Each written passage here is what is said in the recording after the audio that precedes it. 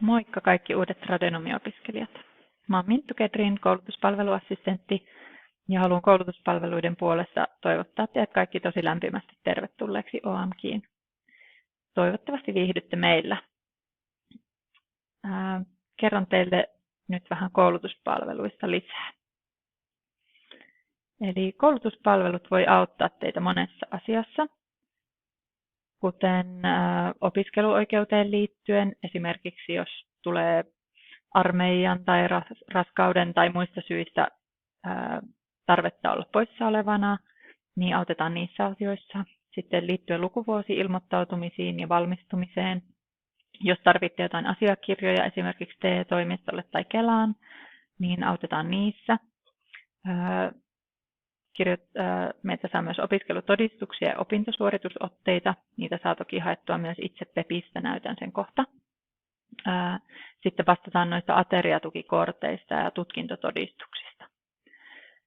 Ja nyt kun ollaan pääasiassa etäopetuksessa ja on nämä poikkeustila-ajat, niin ateriatukikorttien postitukset hoidetaan ihan perinteisellä postilla. Ja nämä pyynnöt voi lähettää osoitteeseen study.oamk@oulu.fi.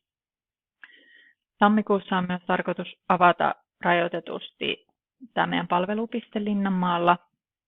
Tässä tiedotetaan sitten tammikuun alussa Oivassa.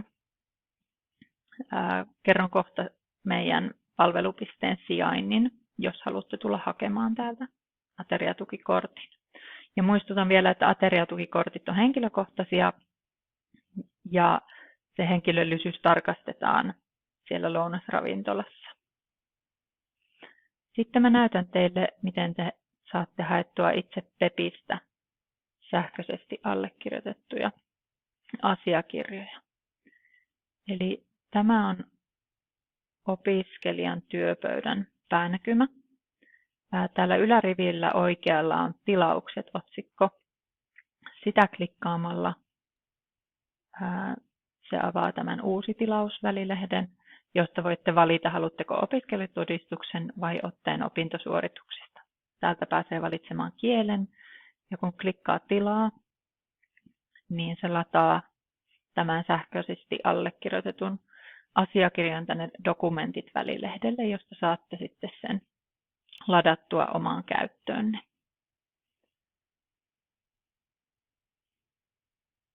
Sitten pari sanaa vakuutuksista.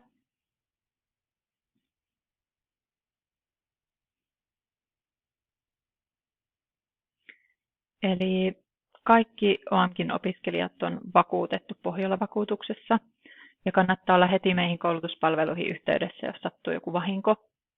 Niin tämä vahinkoilmoitus tulee täyttää 10 päivän kuluessa vahingon sattumisesta, niin me autetaan sitten siinä. Ja tämä tapaturmavakuutus on voimassa tietyin ehdoin koulualueella ja koulumatkoilla ja nyt etäopiskelun aikana myös kotona, jos se meneillään oleva opiskelu on opetussuunnitelman mukaista, niin silloin tämä tapaturmavakuutus on voimassa. Harjoitteluajan vastuuvakuutus on voimassa tietyin ehdoin palkattomassa opetussuunnitelmaan kuuluvassa työharjoittelussa. Ja jos harjoittelu on palkallinen, niin silloin tämä työnantaja vastaa vakuuttamisesta. Ja vakuutus on voimassa myös etäharjoittelussa. Lisäksi on matkavakuutus, joka on voimassa opiskeluun tai vaihtoon liittyvillä matkoilla. Ja lisätietoja vakuutuksista saa opinto-oppaasta tai kysymällä meiltä koulutuspalveluista. Sitten on opinto-oppaasta löytyy tällainen e-ohjauspalvelut-osio, jonka näytän teille kohta. On useita tapoja olla meihin yhteydessä. Eli tämä on opinto-oppaan etusivu ja täältä löytyy e-ohjauspalvelut, löytyy esimerkiksi tästä opiskelijan työkaluista. Löytyy myös täältä ohjausta ja neuvontaa otsikon alta. Eli meillä on chat-palvelu, joka on auki. Se on täällä opinto-oppaan oikeassa alakulmassa. Se on, ja myös Tuudosta löytyy ja Oivasta. Eli se on auki maanantaista perjantaihin kello 12-15. Ja muina aikoina tämä chat-ikkuna tarjoaa mahdollisuuden jättää myös viestin, joka tulee sitten meille sähköpostiin. Tällä e-ohjauspalveluista löytyy tällainen yhteydenottolomake, johon tulee automaattisesti opiskelijan omat tiedot ja voit laittaa meille viestin tätä kautta ja saapuu meille sähköpostitse. Täältä voi varata etäneuvonta-ajan koulutuspalveluihin. Tästä aukeaa Oivan ajanvarauslomake, jossa voit ehdottaa meille aikaa ja vähän valita täältä, mihin asia liittyy ja lyhyesti avata asiaa, niin voidaan sitten vaikka Teamsin välityksellä keskustella ja siinä voi näppärästi vaikka jakaa näyttöä, jos on joku täsmäongelma, niin voidaan yhdessä sitä katsoa. Tätä kautta voi myös tilata opiskelutodistuksia ja opintosuoritusotteita, jos tarvitsee käsin allekirjoitetun ja leimatun version. Useimpiin paikkoihin käy se sähköisesti allekirjoitettu.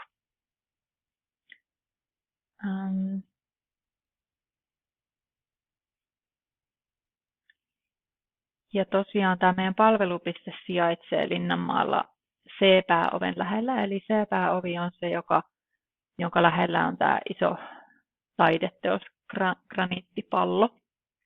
Ja koulutuspalveluiden tämä palvelupiste on 7C-siivessä ensimmäisessä kerroksessa. Sähköpostiosoite on study.omk@oulu.fi